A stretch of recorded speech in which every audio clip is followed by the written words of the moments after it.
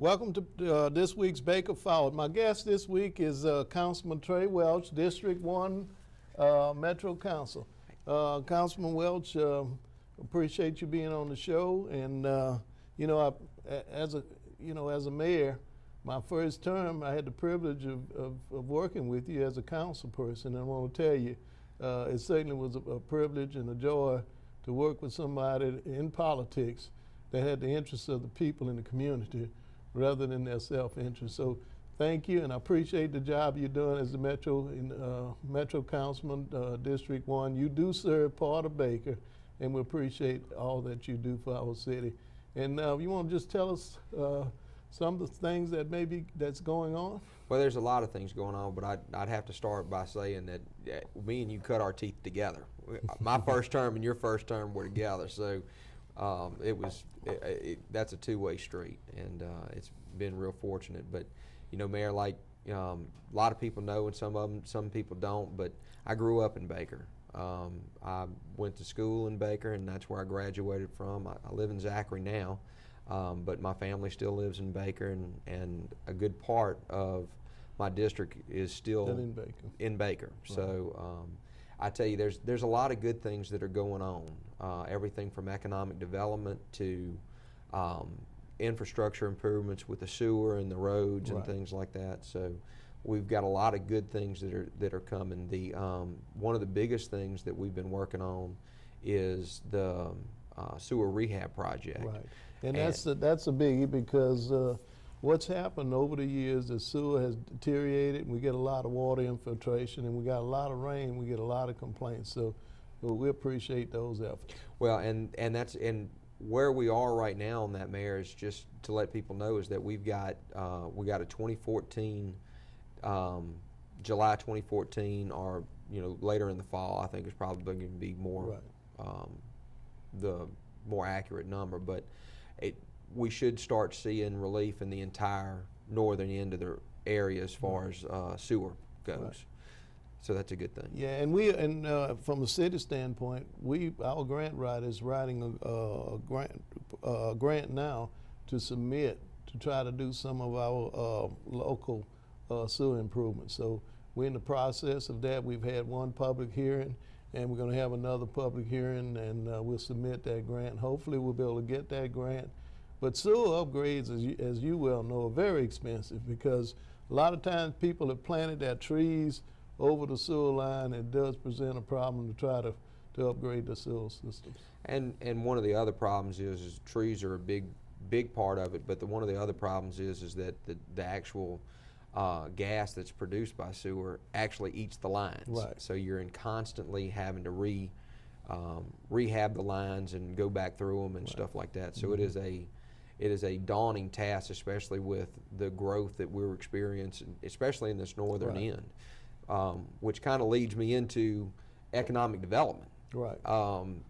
We're excited because we see some things coming to Baker, and we're excited about it. There's one thing that I know as far as whenever I talk to the economic development team that we have in the parish, is that they are looking more and more to the northern end, Baker, specifically because of its proximity to the river, to right, its proximity to the railroad, to its proximity mm-hmm, to the airport, right, and also the interstate system. So that is whenever more and more people are doing. We have looked at several places, and we're still looking at. And you've been a big help in identifying those sites and things like that. Yeah, and we're working with the Baton Rouge Area Chamber to get these sites certified, shovel ready. We want them shovel ready, and we businesses come. We want to have a site. We can bring them in and say, hey, this is ready to go. And the city, from a city standpoint, we can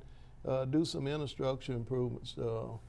Sewer, water, and possibly some streets. And that is one of the things is that willingness to work with the Baton Rouge Area Chamber and their economic right, development team. What we found is that in years past, that it used to be a long time between somebody coming in and looking for a right, site and somebody who is ready to go right now.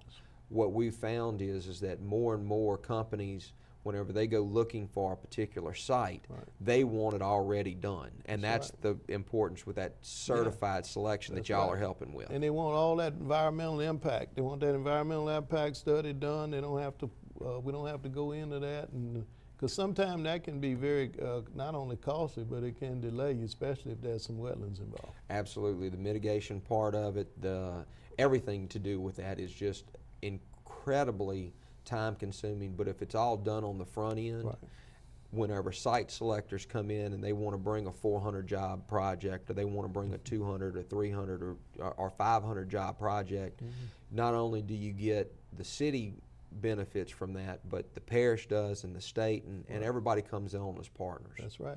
And we're part of, we're LDRC certified, and I want to, can't say enough about Skip Smart and his team from the state. They came in, worked with us, and and we're also working with the Will Campbell, Southern University, and we're just working with the chamber. We can't do it ourselves. It's a regional, in fact, it's a global market. So we need everybody working to try to get these businesses here. That's it. And then also with y'all, and the way it works hand in hand also is with y'all's initiatives as far as the workforce development part of it as well. That is a huge piece. It's not only as important to have the land available and the sites available, but it's also important to have the people that are the workforce to work the jobs. That's right. I mean, you can bring 400 jobs, but if you don't have 400 people that can do the jobs, companies are not going to come. That's it. And what we've done, we went on and we have on our website, we have information on there, because a lot of companies, when they look at areas, they actually go to websites and look at that, and some of that's the first thing they do, and then after that they'll start looking at other things. They look at schools and things like that also, education. And Baker's a big part of that, and that's one of the things that I'm real excited about, especially with our economic development team, with Jared Smith and those guys. Whenever they start looking at those sites, and they are, we've done a real good job partnering with you to get that information out there with the readiness for the workforce, the sites already being done and things like that, and that couldn't be done without your help. So we appreciate that very much. Well, thank you, and I appreciate you being on. Thank you so much, Councilman. Thank you for the job that you do for our citizens. Thank you, for Mayor. the citizens Thank you of very Baker. much. I appreciate the same here.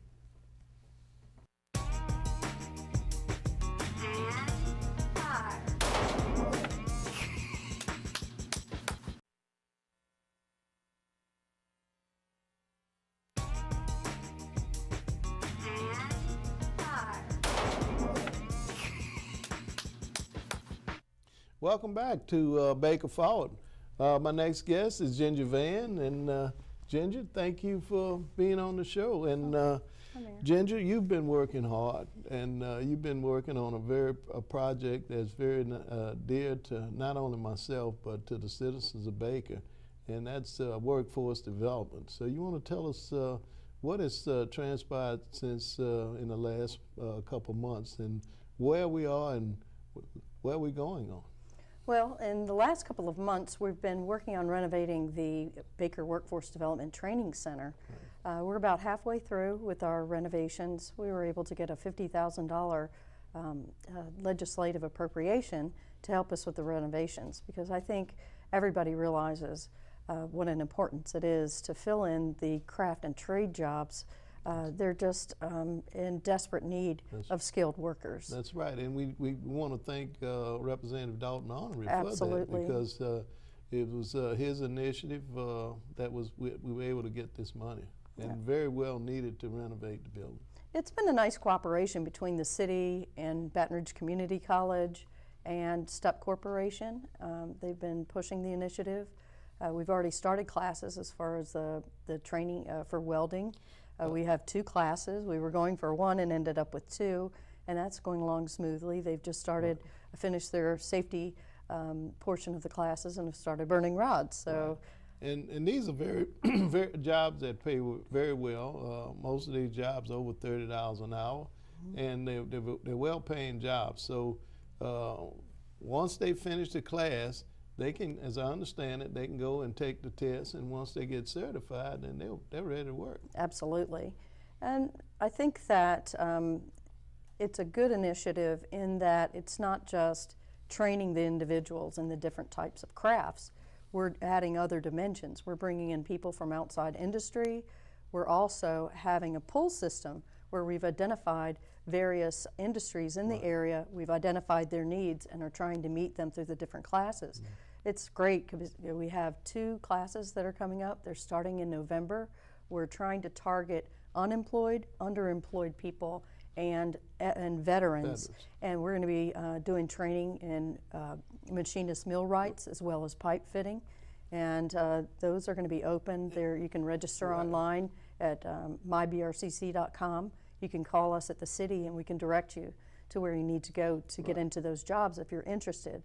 It may be that you have more skills than you have in your current job and you'd like to apply them in a more satisfying manner. We're going to actually have the jobs, the personnel, how to write a resume, how to interview. All of those things are integral into the part of training, not just getting your certification, but being able to actually go out and get a job and have a job waiting for you. And this is great because this is a grant, and there's no cost to this part of the training. To the city, yes. As a matter of fact, BRCC has a TAC grant, and they're able to provide these classes at little or no cost to people that are interested in going into the workforce, and probably a different capacity than they've been in the past. And not just not just pipe fitting, machinist, millwright. We're going to be looking at other things, heavy equipment operators, CDL licenses. We're just going to keep polling the industries and find out what they need. Yeah. And they're in desperate need, and we're happy that we're able to help the citizens and help the people in the northern part of the parish and areas surrounding. And it worked out real good because we had this building that wasn't being used, and when Baton Rouge Community College approached us and said, hey, we want to do something, let's partnership. So it's a great partnership, and I'll say it's wonderful because we have Baton Rouge Community College, but we have Stubb Corporation, and they have made a major contribution to the renovation of the building. So we want to thank all those partners for being coming on board and doing the things that is going to build this and make it successful. But from a city standpoint, we have employees that need training in certification in sewer, water, and gas, and we're going to be teaching some pre-test classes to those employees that want to come, not just to the Baker employees, but surrounding cities, because there are more water sites that don't have certified operators, and of course they're doubling up. Sometimes the operators are working 2 sites, so we want to make sure that we can get those people certified in water. Absolutely. So I'm looking forward to all of the future programs that we have, and it's not a financial boon to the city. It's specifically for the workers and helping the northern industries. Yeah, and I know you put a lot of effort into it, and a lot of planning, and we meet weekly. We've been meeting for almost a year to make this initiative happen. Right, and so I'm excited about it and just looking forward to it. Is there anything else you want to mention about it? I would just like to encourage those that have an interest to go to brcc.com, call the city if you're interested in these classes. They're starting November 11th and 12th for these 2 machinist and pipe fitting classes. Please get in touch with us, and we will get you enrolled in those classes. Yeah, we're just about to finish the building. We're going to have internet in the building. We're going to have. It's already set up for the classrooms. We're still working on the lab area, and so we're hoping to get another appropriation through the state to finish our renovations. But we're ready to go to start with the classroom work, and they're all NCCER certified classes. Right. So when you're out and you graduate, you'll be able to go to work. Well, thank you, Ginger. Thank you, Mayor, so much for having me. Thank you so much. Thank you.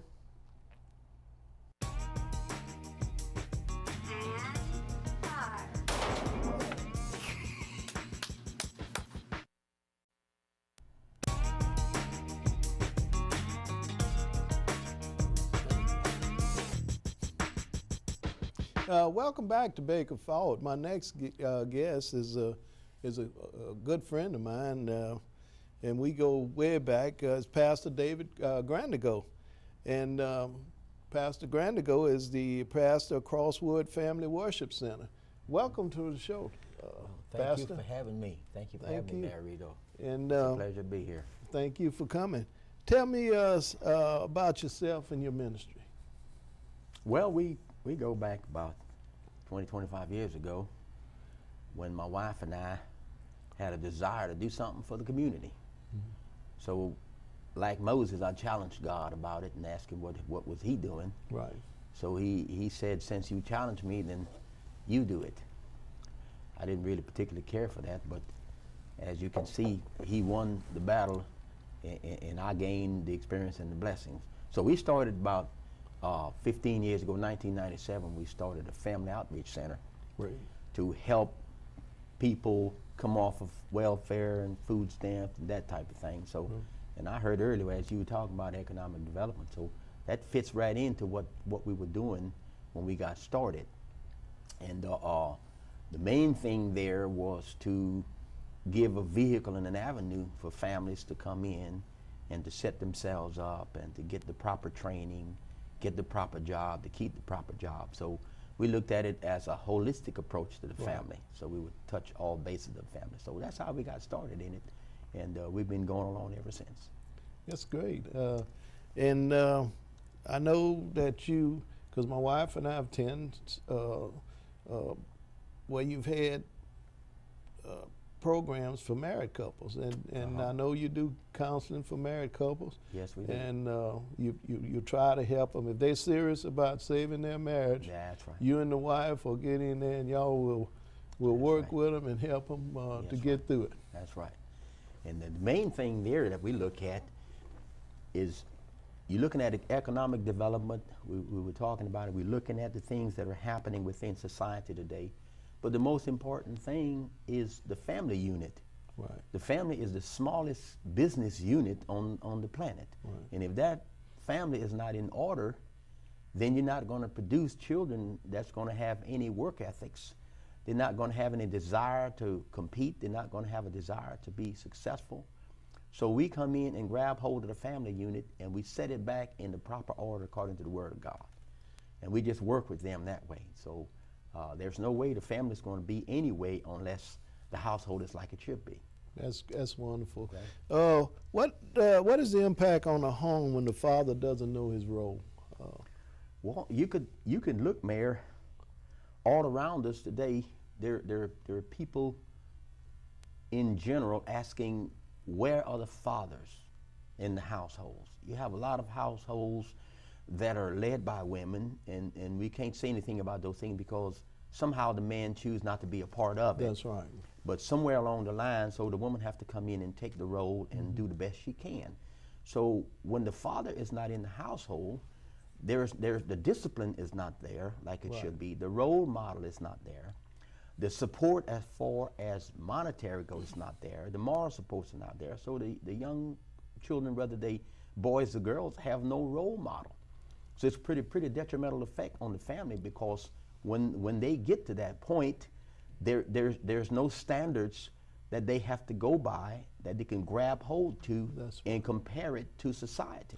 I agree, and I talk in the groups. I tell them, this is no offense to women. Yes. But I've never met a woman that could raise a man, nor a man that could raise a woman. That's correct. Take a girl and raise her to be a woman. Raise to be a woman. That's I right. was fortunate because even though my father wasn't present in the house, I had an uncle and a grandfather that was there, and they showed me what a man was and how to be a man. Exactly.